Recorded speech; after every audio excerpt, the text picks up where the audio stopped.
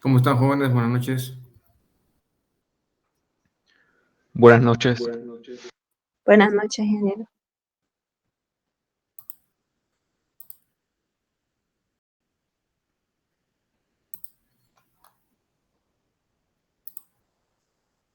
Ok, sigamos entonces con el tema.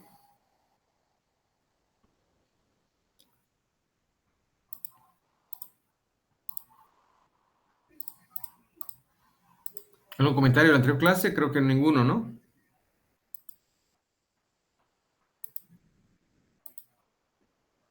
Pueden ver la pantalla.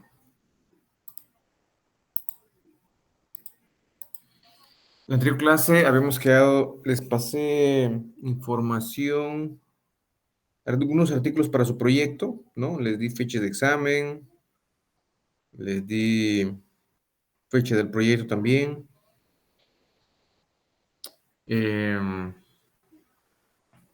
Les pasé los documentos. Creo que ayer, justamente les pasé los últimos dos. Entonces vean de hacerlo tal vez de los 4 documentos que les pasé a cada uno, porque fueron 4, si no estoy mal. Vean de seleccionar por lo menos 3 y ahí, eh, por lo menos el último que les he pasado, vean de incluirlo, los otros 2 tienen que seleccionarlo. ¿Ok?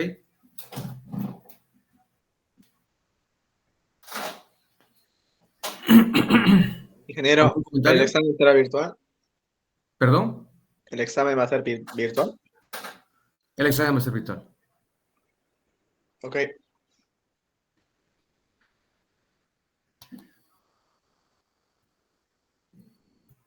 Bueno, habíamos avanzado también hasta este punto, lo que es el empaque de grava. Eh,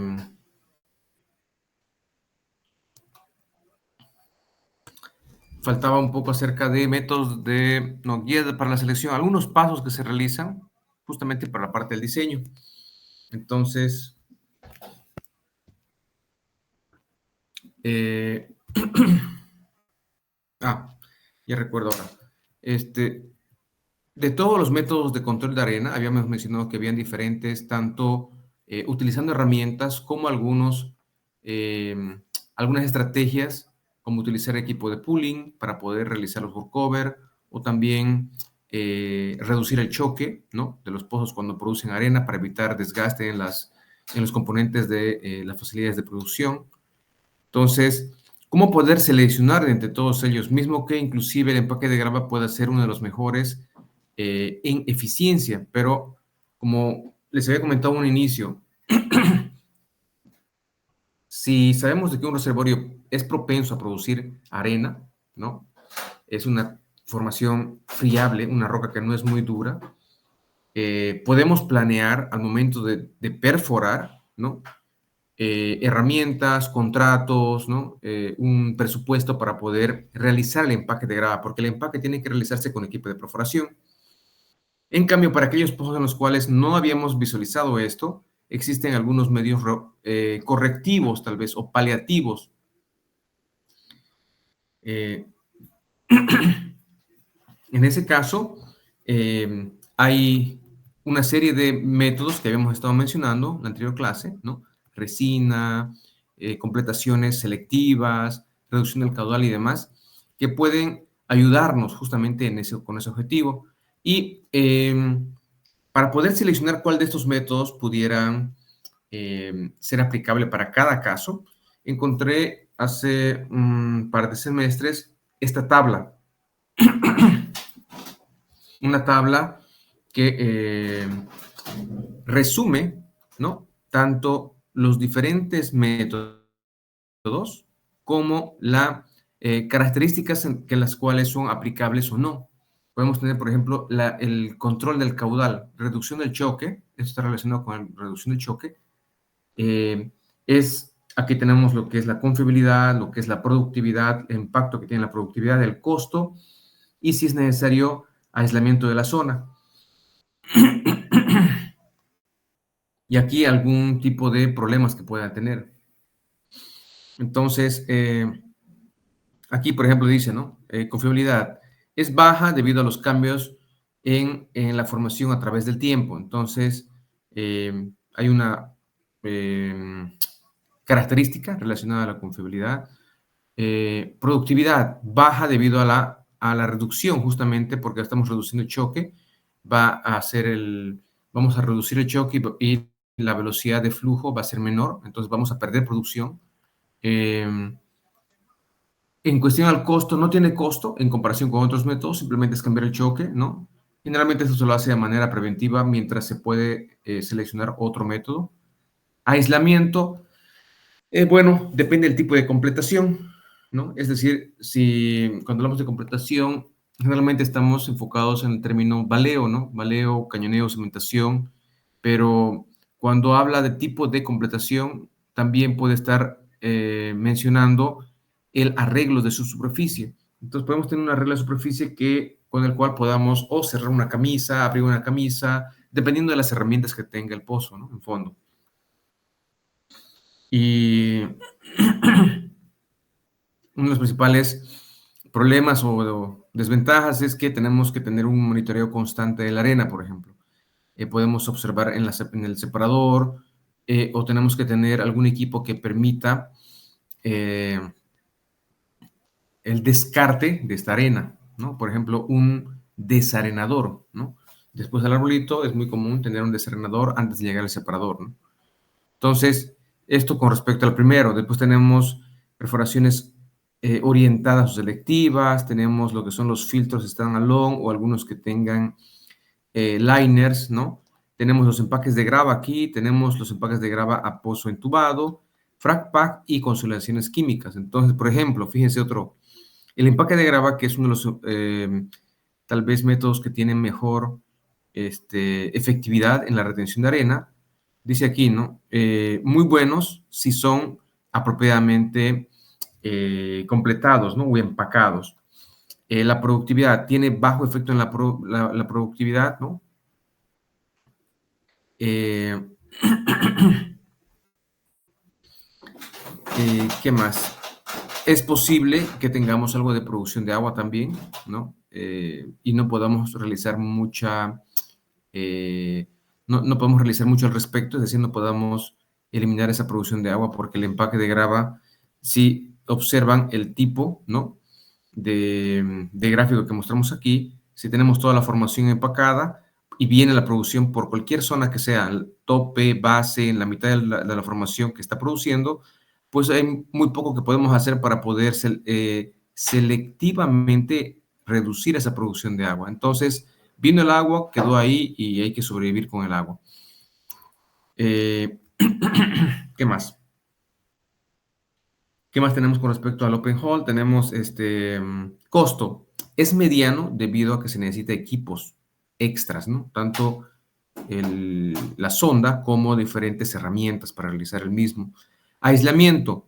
Prácticamente no tiene ninguno porque toda la zona que está empacada va a estar abierta al flujo, ¿no? Es más, puedo agarrar y hacer aquí un pequeño ejemplo. Si hemos perforado aquí, tenemos el hueco abierto, ¿no? Y se trata de tener, digamos, hasta 3 zonas, ¿no? Como les había comentado hace un momento, de todas ellas, por más de que estén conectadas, van a tener una permeabilidad diferente. Entonces, si aquí colocamos los filtros, ¿no? Aquí el packer y ahí la tubería y todo, esta cantidad de empaque que tenemos en el espacio anular, no permite aislar, ¿no? Por el espacio anular del empaque el flujo de algún fluido que pueda entrar al pozo, ¿no? O si es que viene agua, como decíamos, no podemos aislar porque tenemos un mismo medio que tiene en contacto ambos. Entonces, a eso se refiere con aislamiento. Y alguna desventaja tal vez es necesario underreaming, que es una herramienta que necesita, en open hole, no necesita abrir un poco más el diámetro externo, ¿no? del reservorio, ¿no? Del pozo que estamos realizando. ¿Qué más? Pudiera reducir un poco el índice de productividad, pero eso es mínimo, ¿no? Y ahí podemos tal vez comparar con conciliación química, que sería el uso de resinas, ¿no? Entonces, en el uso de resinas tenemos, por ejemplo, confiabilidad es alta, pero depende del volumen que ha sido cubierto, ¿no? Productividad, el impacto de la productividad es bajo. Bueno, en realidad la productividad va a ser más baja que la original, porque justamente hemos consolidado la formación. Dejamos de producir arena, pero también reduce un poco el caudal con lo cual estaba produciendo anteriormente. El costo, aquí es un poco alto. El aislamiento es muy bueno en caso de que se realice con las herramientas adecuadas y los principales problemas son aceptables, ¿no? Como menciona aquí, solo para cortos, intervalos de producción cortos, ¿no? Podríamos tener algún problema de este, aislamiento o de colocado del tratamiento, ¿no? Pero bueno, esas serían la forma en la cual podemos utilizar esta tabla. Entonces, depende a caso y caso que tengamos en el reservorio, ¿no? Ya sea que sea un pozo que estamos planificando o un pozo que ya existe y que no tenga, digamos, empaque de grava, tendremos que evaluarlo uno a uno. ¿Se entiende? ¿Algún comentario al respecto?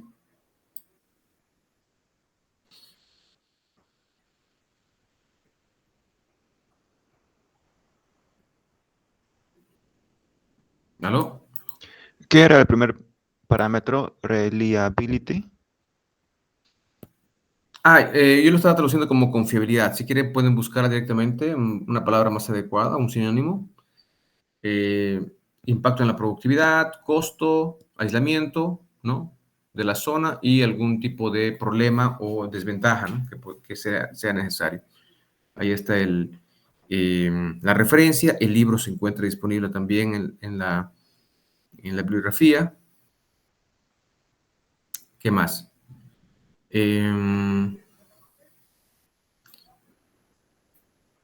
Por ejemplo, tenemos un pozo en el cual, fíjense, esta es una clásica que he visto anteriormente en algunas de las empresas. Tienen un pozo que produce de dos formaciones, por ejemplo. Entonces tenemos acá formación 1, formación 2, ¿no? Y se trata de un pozo, en este caso, que tengamos que evaluar, que produce arena, ¿no? Y que está aislado, es decir, tiene vamos a ver de que la cañería vaya hasta el fondo, ¿no? Vamos a ver que tengamos aquí un packer doble. Entonces tenemos una pequeña tubería que termina en este punto, luego viene la otra tubería, y esto viene así, continúa hasta abajo, ¿no? Y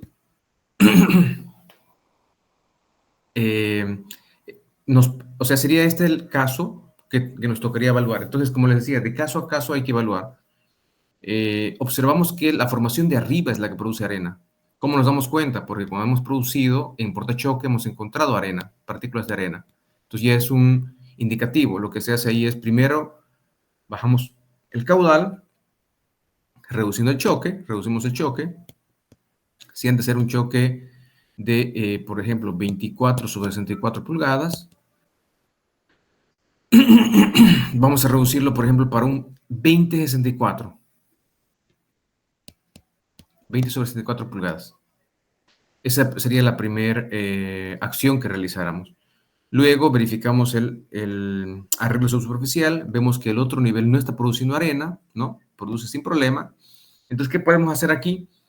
Dependiendo también de los costos, ¿no? Por ejemplo, este es un pozo que ya tiene el arreglo de completación, ya tiene las herramientas en el pozo, entonces no podemos hacer empaque de grava, salvo el caso que tengamos que invertir, ¿no? En hacer un workover, que puede costarnos entre 2, 8, 6 millones, dependiendo si es el caso, para poder retirar toda la columna, sin considerar de que hay que evaluar, por ejemplo, este packer es recuperable o no es recuperable.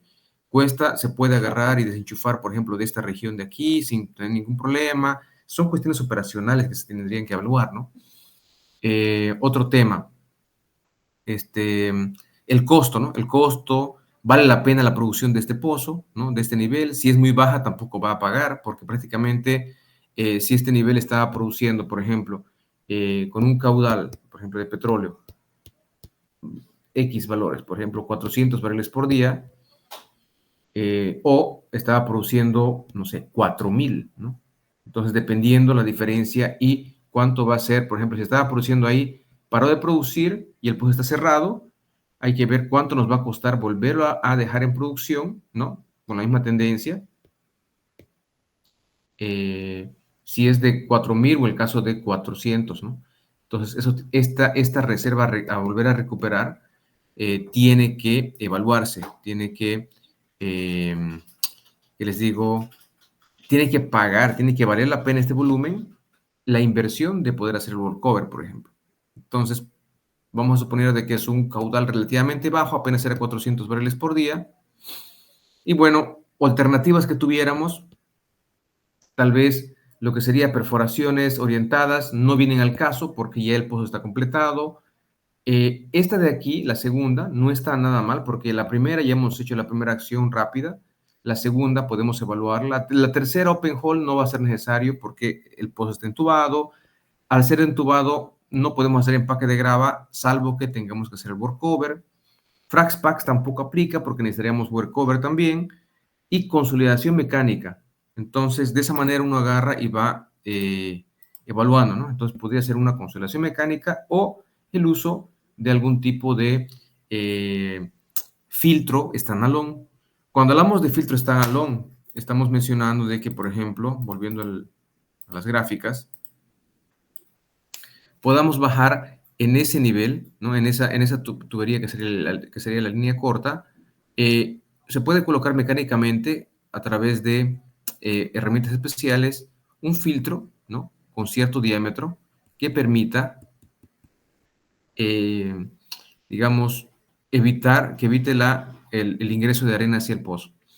Tendremos que reproducirlo tal vez con un caudal un poco menor, tal vez choqueado, que nos pueda producir, no sé, 300, 250 barriles por día, para evitar mucha erosión y que el filtro se vaya a perforar.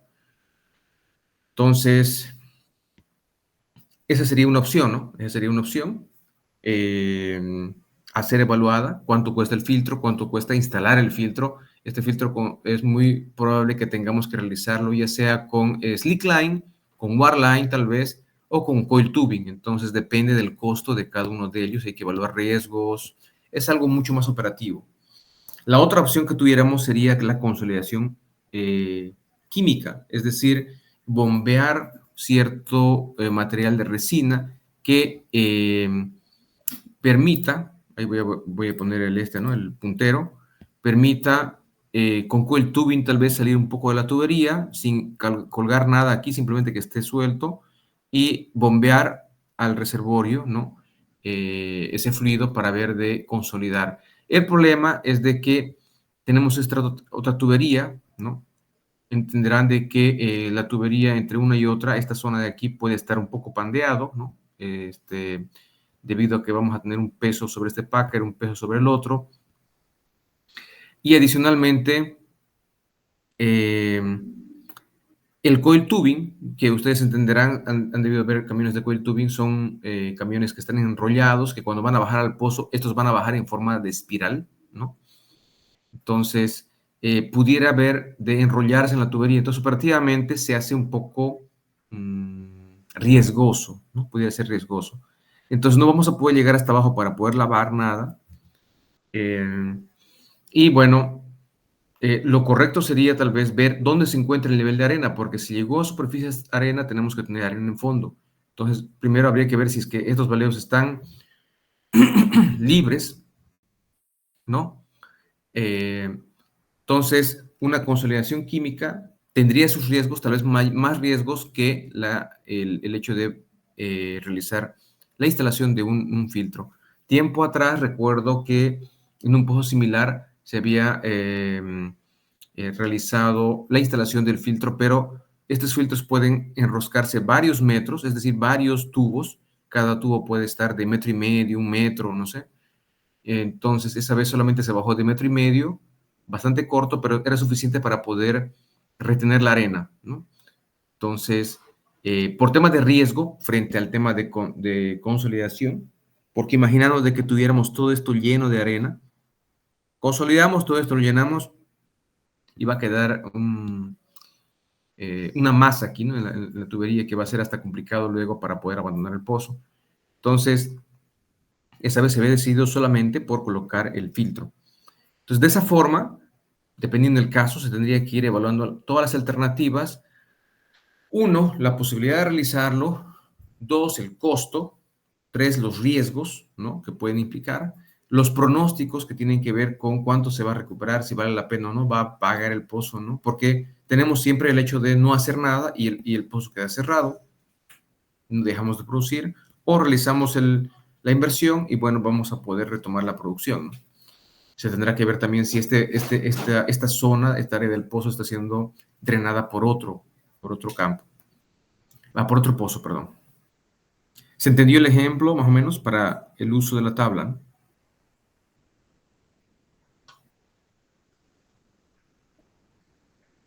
¿Comentarios?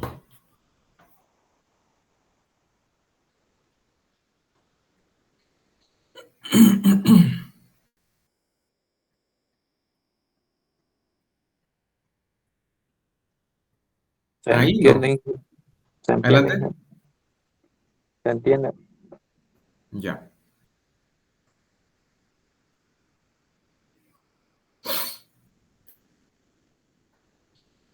En cuestión al diseño de empaque de grava, ¿no? Hay algunos pasos previos.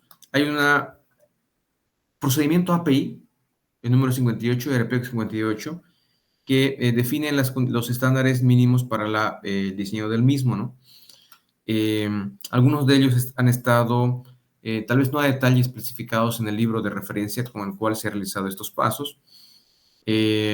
Aquí uno de los primeros es el muestreo de la arena de formación, porque tenemos que saber cuál es la distribución de los granos de arena que tenemos en el pozo.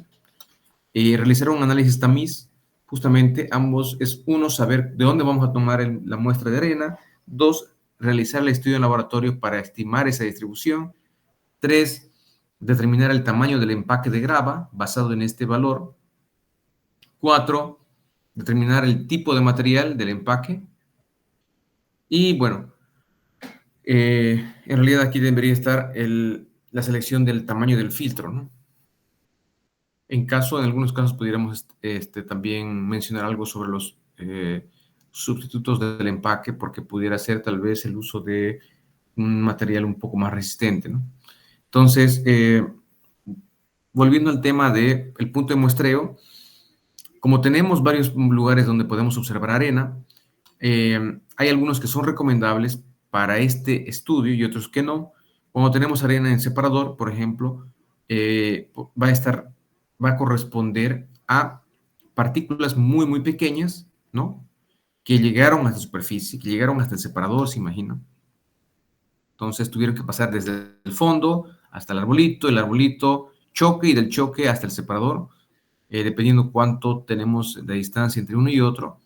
Y, pues, bueno, tendríamos el hecho de tener arena, ¿no?, en el separador para la producción y demás, pero no va a ser una fuente confiable de arena.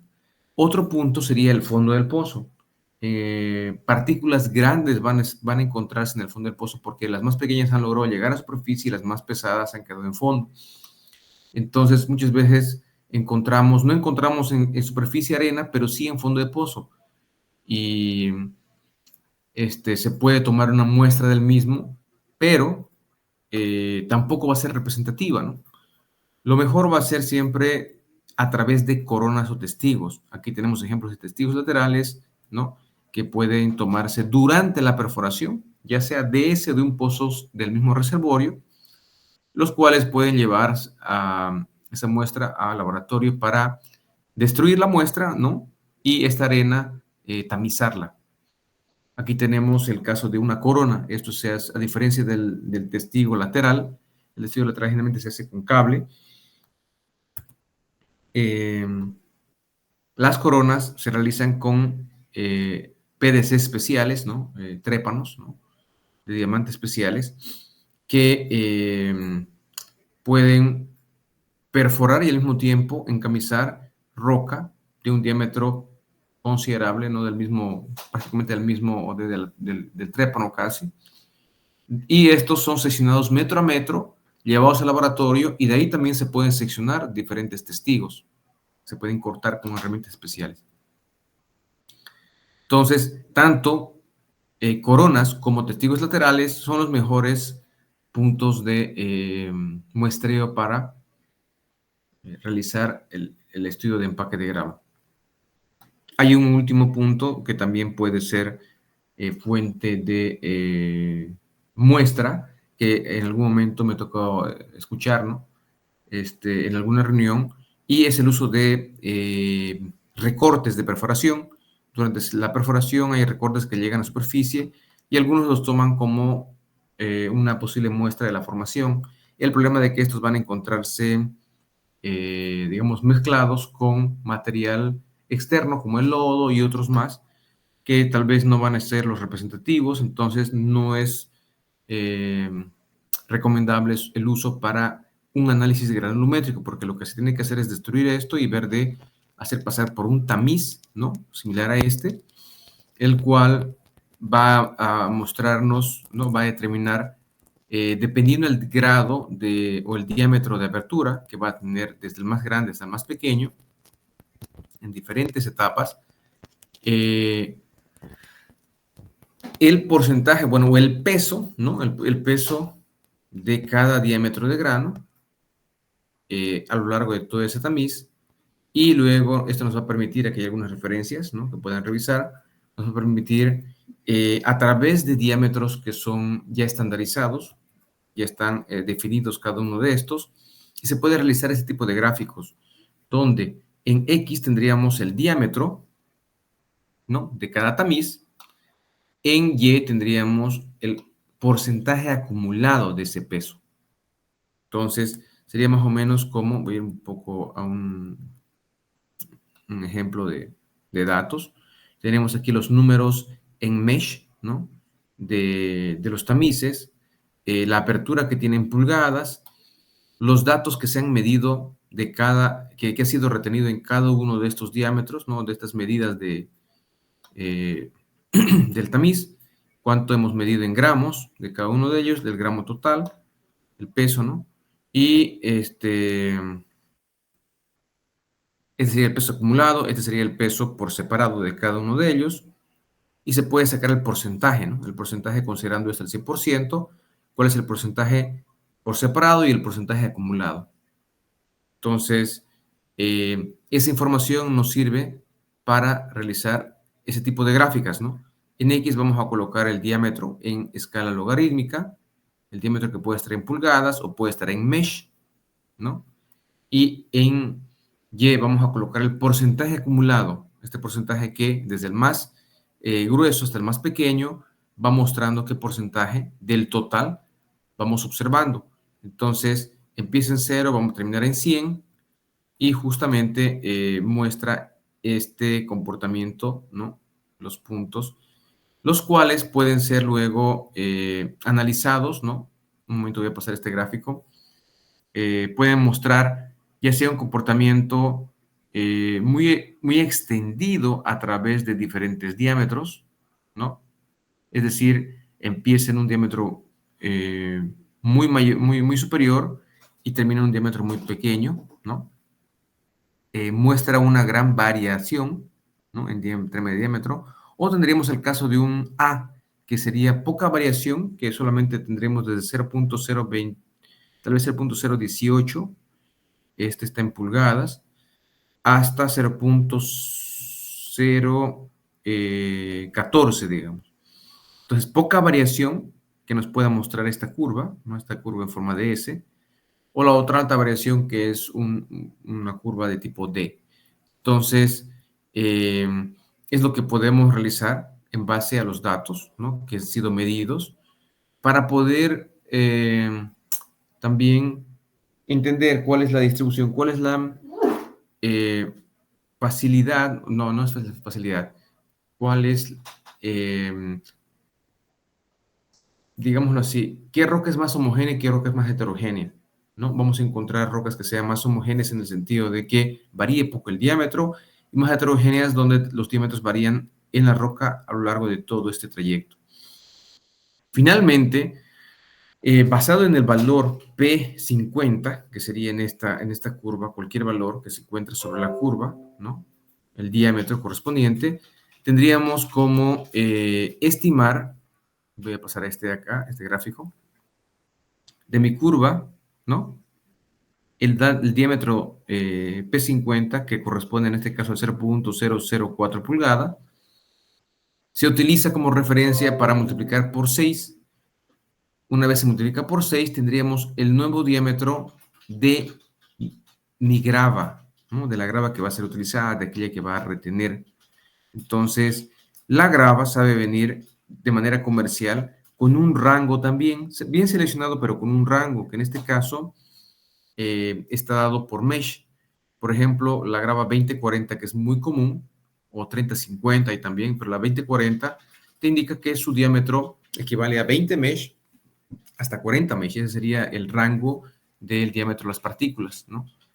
No te lo pasan en pulgadas, pero sí en mesh. Entonces, eso podemos verlo en la tablita que hemos visto anteriormente.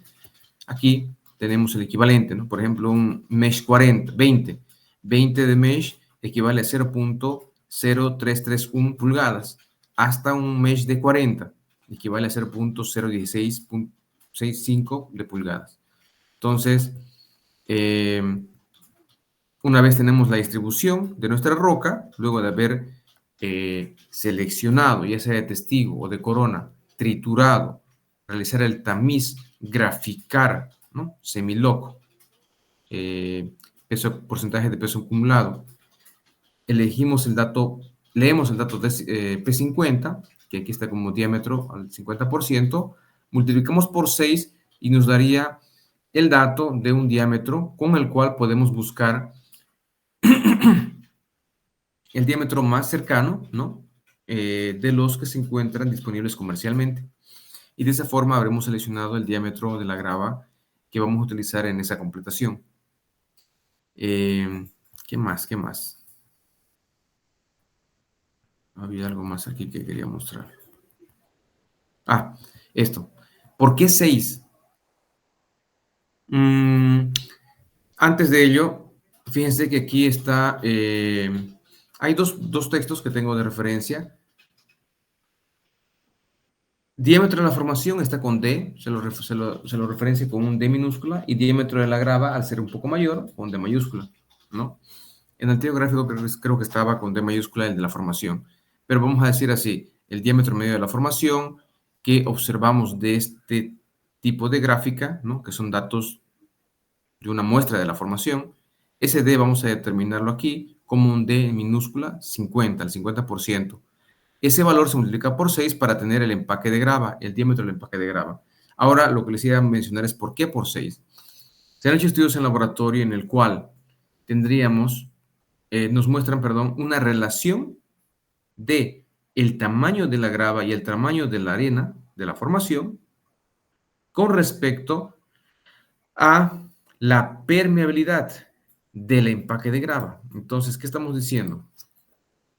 De nuevo, entendemos de que esta es la cañería, este es el open hole del pozo, aquí tenemos la grava, ¿no? Entonces aquí tenemos aquí un diámetro referencial y aquí tenemos la formación con un diámetro de referencial de minúscula 50. Y este de aquí es nuestro filtro, ¿no? Ok, entonces, cuando hablamos de Gravel Pack Permeability, nos estamos refiriendo a esta permeabilidad del empaque de grava, ¿correcto? ¿Esto cuánto tiene de permeabilidad? Una es la permeabilidad de la formación y otra es la permeabilidad del empaque de grava. Y en X tenemos la relación de tamaños. Entonces, prácticamente esto nos está diciendo así. Es diámetro de la grava con respecto al diámetro de la formación. Si fuera igual a 1, como pudiéramos observar aquí, me estaría diciendo de qué, de que tenemos acá la formación, de nuevo, cada grano de la roca va a tener el mismo diámetro. Este de aquí es, digamos, del filtro. Esta es la grava. Va a tener el mismo diámetro de la grava, ¿correcto? Entonces, bajo ese escenario, me dice de que la permeabilidad es cercano a 10, tal vez, 10 Darcy, ¿no? Es decir, 10.000 milidarcies. 10 Darcy.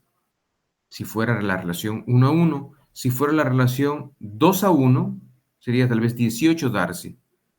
¿Qué significa 2 a 1? De que mi grava sea el tamaño, 2 veces el tamaño de la arena de formación. Y de esa forma se ha ido realizando esta gráfica. 3 veces, 4 veces, 10 veces, ¿no?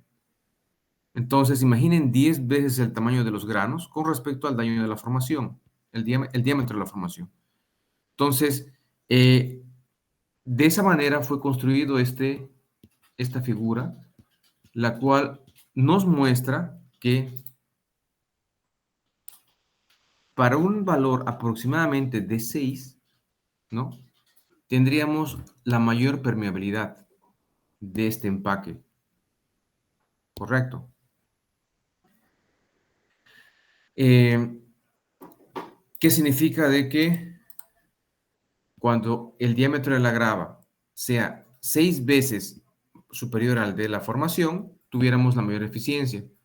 Conforme va aumentando a 7, 8, 9, 10, va reduciendo esa permeabilidad. Entonces tenemos un pico óptimo y va cayendo. Fíjense que aquí tendríamos un valor cercano a 10, es decir, 10 veces más grande que el de la formación. 11 veces, 12 veces.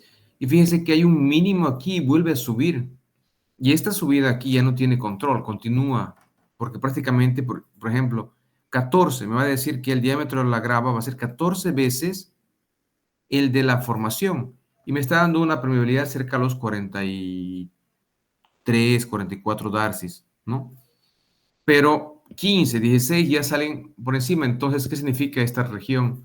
De que ya tienes tan grandes los granos de la grava que las partículas de la formación ya pasan a través, ¿no? Porque vamos a tener entre grano y grano de la grava espacios y va a poder pasar por ahí la arena y no va a poder retener. Entonces, este valor de 6 es el referencial óptimo por este tipo de experimentos. ¿Está bien? ¿Se entendió este gráfico? ¿Se entendió?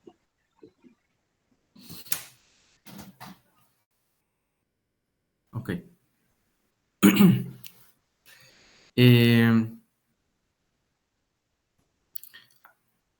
Creo que tengo ahorita abierta una versión anterior. Pero de todas formas aquí tenía una gráfica, bueno, una gráfica donde, o tablas, eran tablas, donde basado en este diámetro de la grava se pudiera directamente seleccionar comercialmente el diámetro del filtro, ¿no? Entonces, es también con una tabla que se puede seleccionar, es directamente para tal grava, tal filtro, ¿no? Y aquí había un ejemplo de que, como dijimos, para este examen no iba a entrar parte práctica, porque es bastante sencillo solamente hacer una gráfica de esta tabla, que sea de esta forma, ¿no? Y hay una segunda parte que, digamos, se puede, bueno, esta es la parte del al diámetro que se obtiene de la formación, se multiplica por 6, ¿no? Se observa cuál es el diámetro de la grava que va a cubrir ese valor, en este caso 0.0312. Observamos que el rango de las comerciales está en este rango justamente, por tanto seleccionamos la grava 2040, ¿no? Y también pudiéramos para ese 2040 observar cuánto sería la permeabilidad en caso de que tengamos una arena uniforme, en caso de que tuviéramos una arena no uniforme y una arena altamente no uniforme. Eso significa, en realidad, no es la arena de la formación, es la grava que vamos a utilizar, ¿no? ¿Cuál es la permeabilidad del empaque de grava? Aquí está. Aquí tenemos referencias, ¿no? de estos valores. Y bueno, estos son algunos cálculos muy sencillos. Por ejemplo, el coeficiente de uniformidad y el coeficiente de esfericidad, que se pueden calcular basados en los diámetros que han sido obtenidos de la gráfica.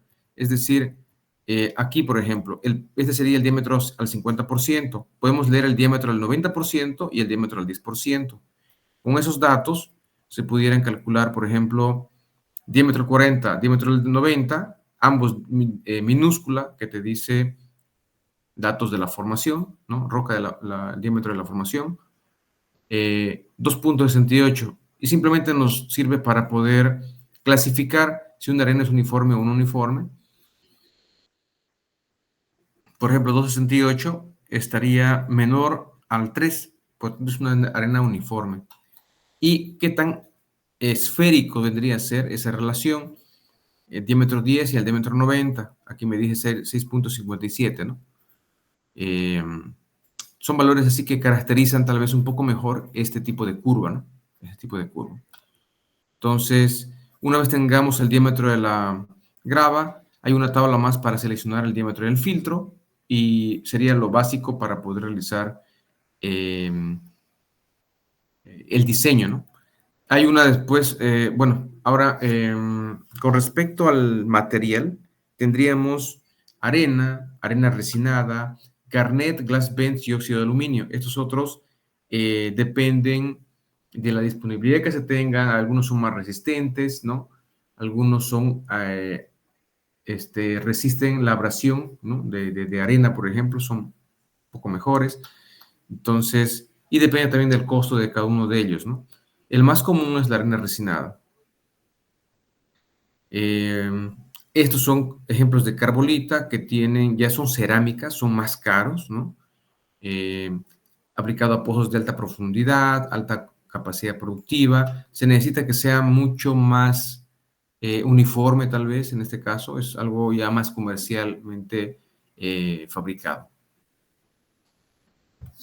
¿Y qué más?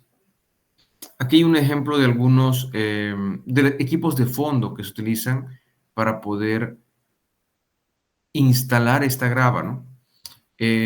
Hasta este punto, ¿algún comentario? No, todo bastante claro. ¿Los demás? Yo quería preguntarle algo. Adelante. ¿Cuál era la diferencia entre la muestra de testigo y la muestra de corona? Porque me perdí en esa parte, creo. Claro.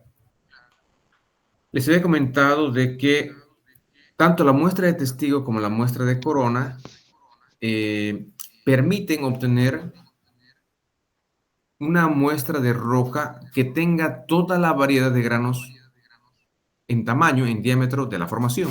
¿De acuerdo? La diferencia está en cómo son tomados, ¿no? Por ejemplo, la muestra de testigo lateral es realizada luego de que luego de la perforación. Por ejemplo, tenemos nuestro reservorio en esta zona, estamos perforando, ¿no? Justamente, tenemos aquí un trépano, está perforando, y entramos al reservorio un poco, ¿no? Entramos al reservorio, seguimos avanzando con el trépano, y ahí se puede decidir, dependiendo del costo, contrato, objetivo y demás. Es muy común que por tema de costos se evite un coroneo que toma más tiempo. El coroneo, a diferencia que vamos a colocar al lado, va a ser necesario, por ejemplo, parar la perforación en este punto, cambiar el trépano, porque aquí estábamos avanzando con el mismo trépano. Entonces el coroneo se tiene que retirar el trépano, cambiamos a uno que sea hueco, ¿no? Es uno más o menos así en sección.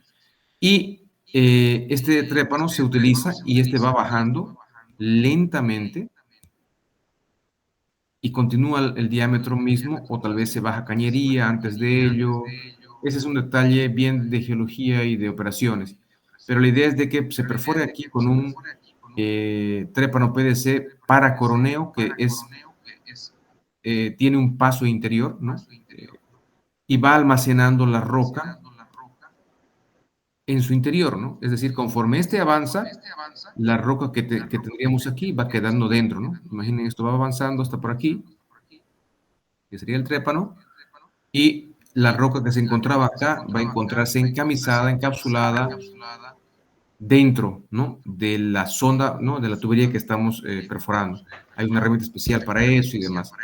Y eso necesita, ¿no?, esta operación necesita, ¿qué les digo?, un control más exhaustivo de la perforación. Entonces, en otras palabras, es tiempo que va a verse reflejado en costo. Entonces, una corona permite mejor, digamos, caracterización, conocimiento, ¿no?, descripción del reservorio, más cantidad de roca que podemos luego utilizar para hacer pruebas, ¿no? Eso representa, también es más costoso.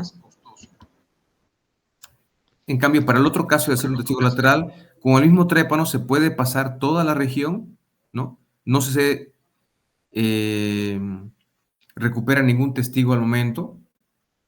Se saca la herramienta y luego lo que ocurre es, aquí voy a hacer con otro color.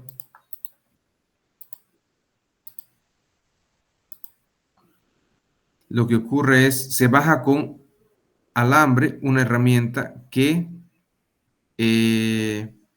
tiene un dispositivo que le permite pegarse a un extremo y saca un trépano pequeño y va a perforar. En ciertas posiciones, ahí dependiendo de la herramienta, te puede obtener, por ejemplo, no sé, 10 plugs, 15 plugs, dependiendo el caso. El problema de este tipo de testigo lateral es que, dependiendo qué tan duro sea la formación,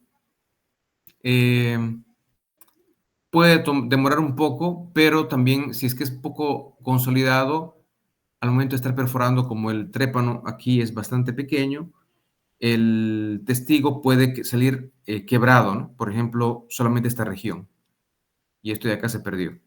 Algunas veces simplemente queda, no sé, 20% de la muestra. Es lo único que quedó, todo lo demás fuera.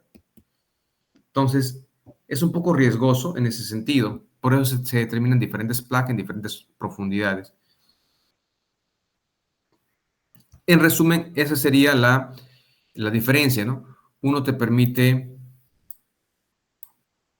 obtener varias muestras en el pozo, muestras pequeñas, y el coroneo te permite ya una muestra de por lo menos 9 metros, ¿no?, que es seccionada metro a metro, y de ahí se pueden sacar diferentes testigos ya en superficie.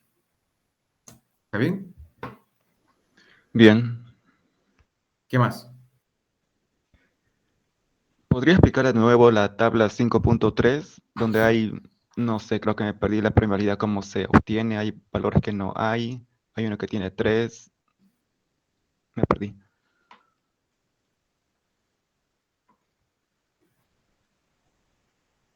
¿Cuál fue 5.3? 5.4, 5.2, 5.5, 5.6, 5.5, 5.1.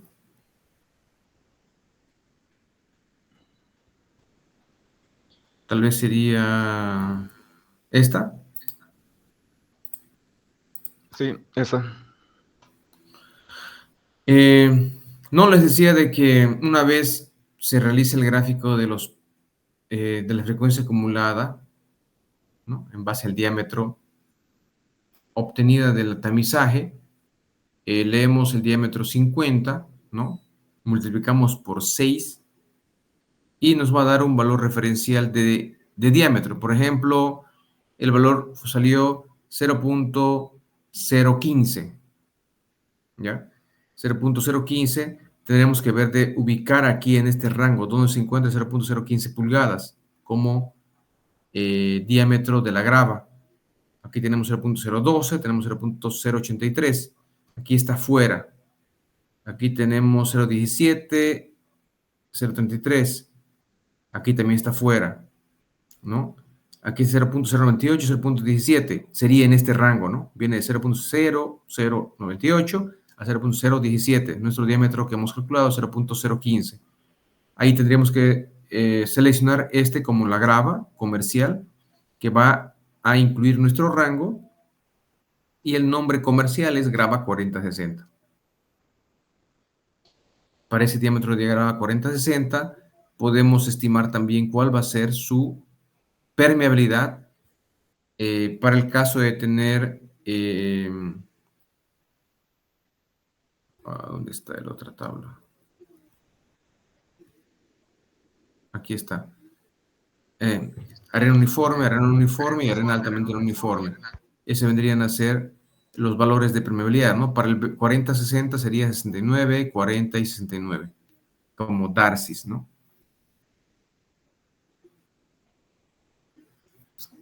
¿Está bien? Ah, ese era el 5.3 que mencionó. Sí, ese era. ¿Qué más?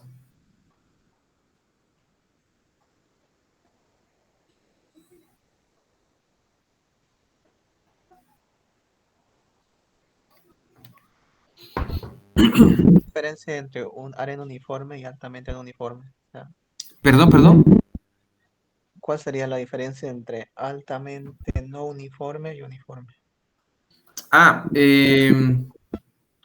buen punto. Estas serían, digamos, están relacionadas con el empaque de grava y serían opciones comerciales que tenemos en el mercado. Depende de la empresa de servicio que nos va a proporcionar este tipo de material.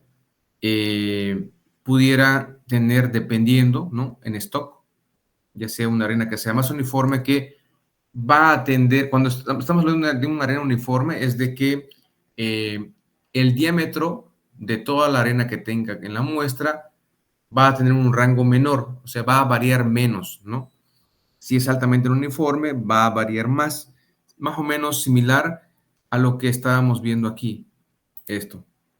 ¿Se acuerdan que decíamos, si fuera, voy a colocar un color mejor, va a ser con marcador.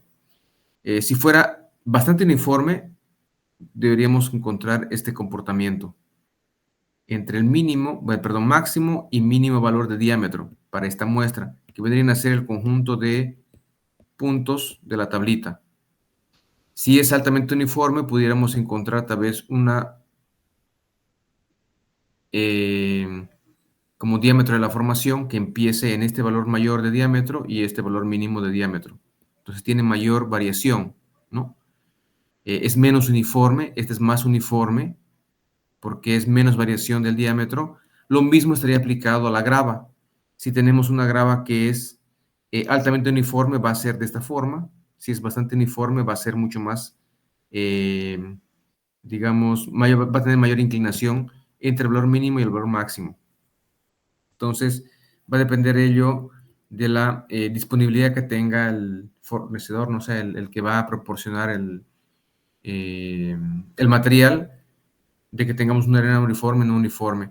El hecho de que sea más uniforme es más ventajoso, posiblemente más caro también, porque nos da una tranquilidad, ¿no? Volviendo a esta gráfica, al ser más uniforme, de que va entre el diámetro mínimo y el diámetro máximo, va a estar lo más cercano a mi valor de diámetro de la grava, que fue el multiplicado por 6, ¿no?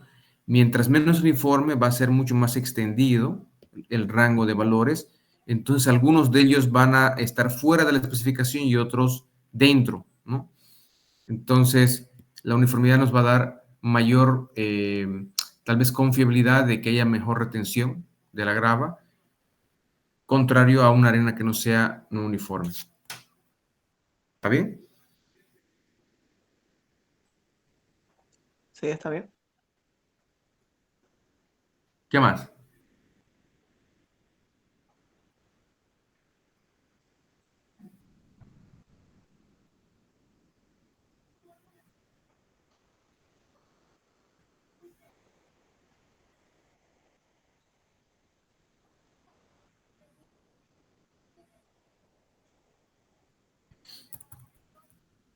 Bueno, aprovechemos que están con energía para poder avanzar la última parte, que de nuevo es bastante teórico, no es muy complicado también.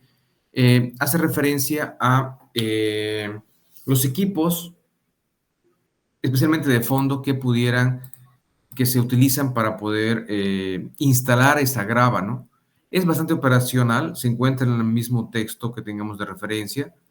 Y está aquí enfocándose en aquel gráfico de color rojo, ¿no? Porque tenemos una variación entre un pozo entubado, o en realidad es un pozo con cañería, y un pozo open hole, un pozo agujero abierto. Observamos que aquí tenemos la cañería hasta este punto y este es el agujero abierto, y esto tenemos todo con cañería. Entonces, es un reservorio que tenemos que balear, dejar aquí el empaque, y aquí es un pozo que se encuentra en open hole, agujero abierto, y se puede dejar el empaque. Entonces, personalmente nunca he sido, o sea, tal vez más que un gráfico a escala real, he preferido esquemas en los cuales, por ejemplo, cuando hacemos un gráfico a escala real de un packer, ustedes habrán visto en alguna clase anterior tal vez, de que el packer realmente es algo con unas gomas que en realidad ni siquiera viene una sola, son varias gomas, ¿no?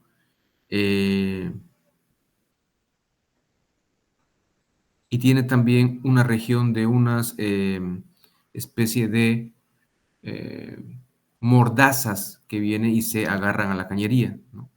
Tiene una especie de mordazas aquí que una vez accionada, dependiendo del packer, que va a bajar bien al drift de la cañería, ¿no?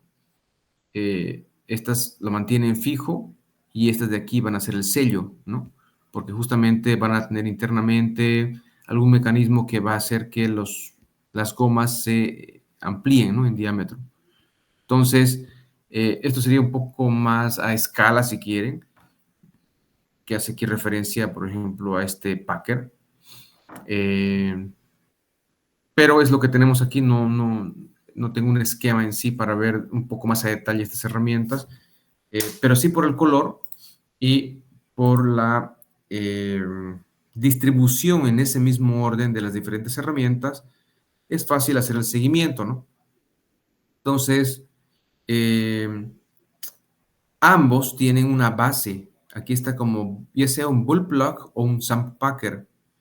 El bull plug vendría a ser al fondo de los filtros. En un open hole tiene una región que evita que siga saliendo agua y la arena, ¿no? O que pueda entrar arena en este fondo. Y el sump packer sería aquel que tendríamos como base. Tendríamos un packer base para toda la herramienta, que el cual no permite justamente paso de fluidos, ¿no?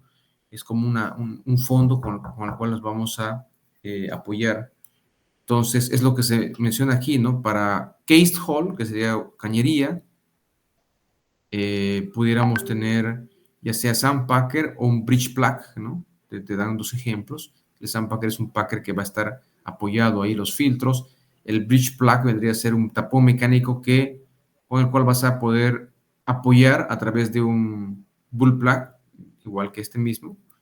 Entonces, de alguna forma es una base para toda la herramienta. Para open hole es el bull plug, como les dije, es un tapón simplemente. Y a veces se coloca algo de cemento, ¿no? Algunas veces se coloca en open hole simplemente. Siguiente viene lo que sería en una región de sellos, ¿no? Región de sellos, ensamble de sellos, que no son más que diferentes dispositivos para aislar gomas, ¿no? En especial.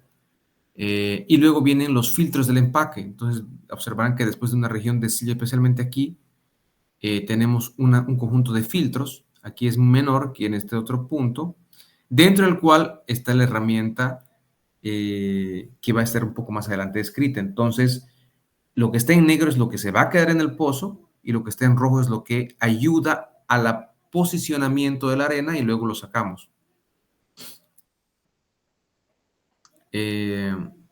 Luego tenemos de los filtros tubería lisa, blank pipe, y tienen una junta de seguridad. Entonces, una tubería lisa es una región por encima de los filtros que se deja por seguridad para ayudar a que si tenemos grava que va entrando, ¿no? La grava va a venir por el espacio anular, se va a acumular aquí en el espacio anular, tenga un adicional de espacio para seguir acumulándose con el objetivo de que todo el filtro esté lleno de arena. o lleno de grava. Y tenemos por encima de ese blank pipe una junta de seguridad que por si algún momento nosotros queremos retirar o hemos tenido algún problema al momento de realizar el empaque, pudiéramos desconectarnos de esa junta de seguridad y tratar de pescar, lavar todo y volver a empezar de nuevo, lo cual nadie quiere, ¿no? Por lo general. Entonces, aquí está como tubería lisa, junta de seguridad, ¿no? Que serían las últimas dos partes antes del packer, ¿no? Luego tenemos una válvula de aislamiento que nos permite aislar tal vez lo que se encuentra por debajo, encima y también interno anular. Una válvula flapper, ¿no? Que se cierra hacia abajo, dice, ¿no? Y tenemos luego una extensión del empaque, válvula de aislamiento y una extensión con algunas camisas internas. Y ahí está un poco más de extensión antes del packer. Viene luego el packer. Es como que después de la válvula de aislamiento tenemos un conjunto de válvulas adicionales que luego conectan con el packer. Y luego, fíjense, lo que está en negro, dijimos, se queda en el pozo con la arena y la grava. Lo que está en rojo va a ser lo que vamos a poder luego retirar. Es una herramienta de posicionamiento, de anclaje, ¿me entienden, no? O sea, una herramienta que nos sirve para solamente realizar el empaque y luego retiramos a superficie. Ahora, esa herramienta, tenemos aquí el packer, ¿no? Esa herramienta vendría a ser un esquema de esta manera. Tiene una región denominada wash pipe, ¿no? Tubos lavadores, un gravel pack crossover tool, una herramienta que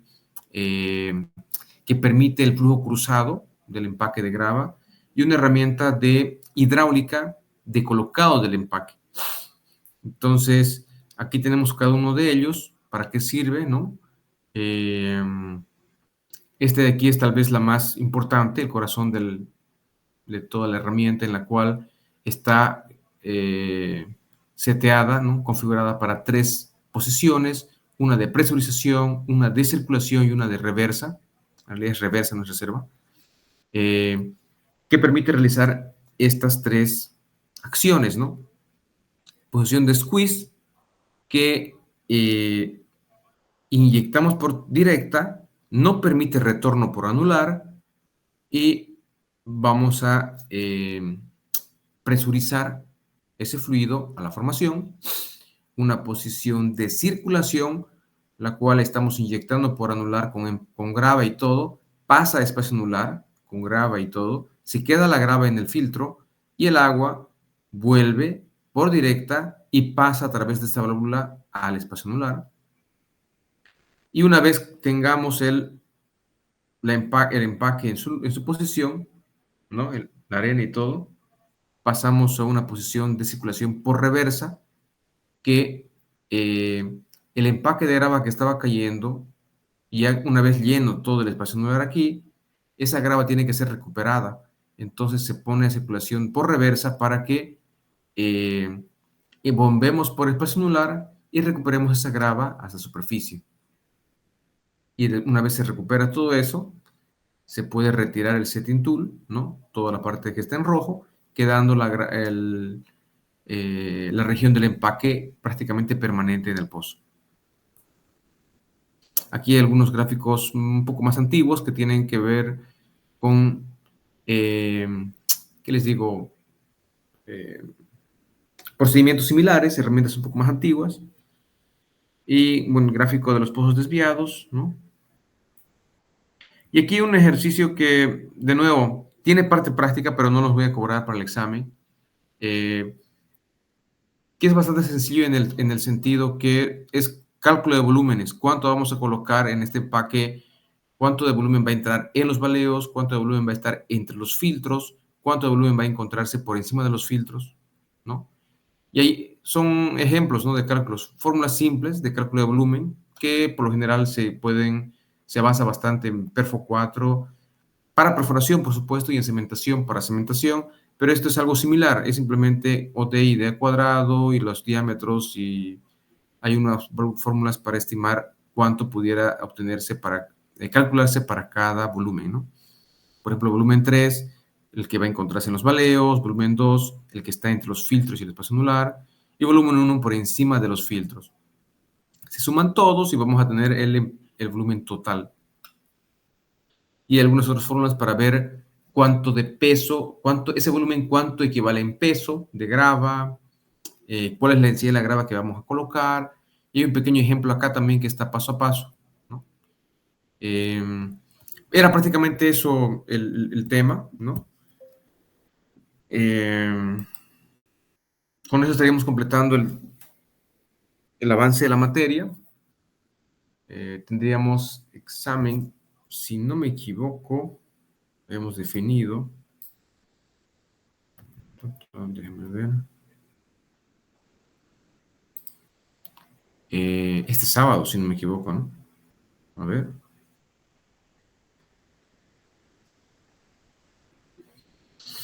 Sábado 20 de junio, correcto. Este sábado sería nuestro examen. Les había comentado ya hace un poco más atrás de que vayan estudiando justamente. Parte práctica, tratamiento hidráulico y control de agua. Y parte teoría, los 3 temas, ¿no? Incluyendo control de arena.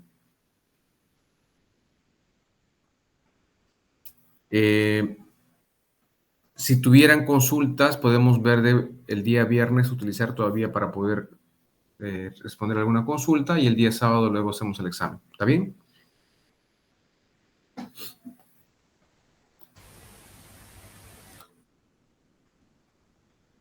Ok. Está bien, está bien. Ya. Por favor, para el examen, no se confíen. El examen es muy probable que sea oral, ¿no? Entonces, estén listos para la parte teórica, vayan repasando. La parte práctica, voy a poder realizar 2 opciones, o un examen largo, y les puedo dar tal vez más de 4 horas, o un examen corto, que puedan tal vez hasta realizarlo en media hora y todo el mundo va a estar conectado, por ejemplo. Entonces, estén listos con su formulario, sus planillas que han estado utilizando de acuerdo al avance. Y bueno, esa sería la recomendación. ¿Está bien?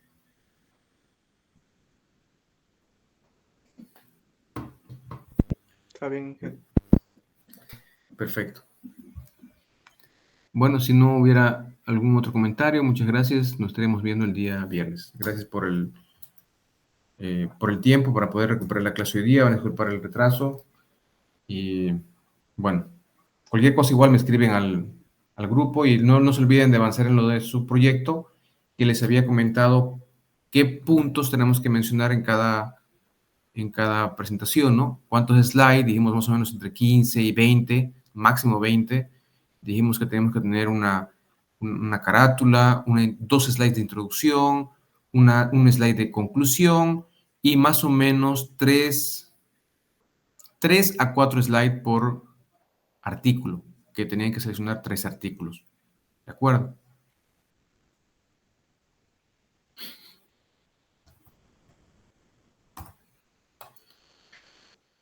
¿Algún comentario? Creo que estaría claro entonces.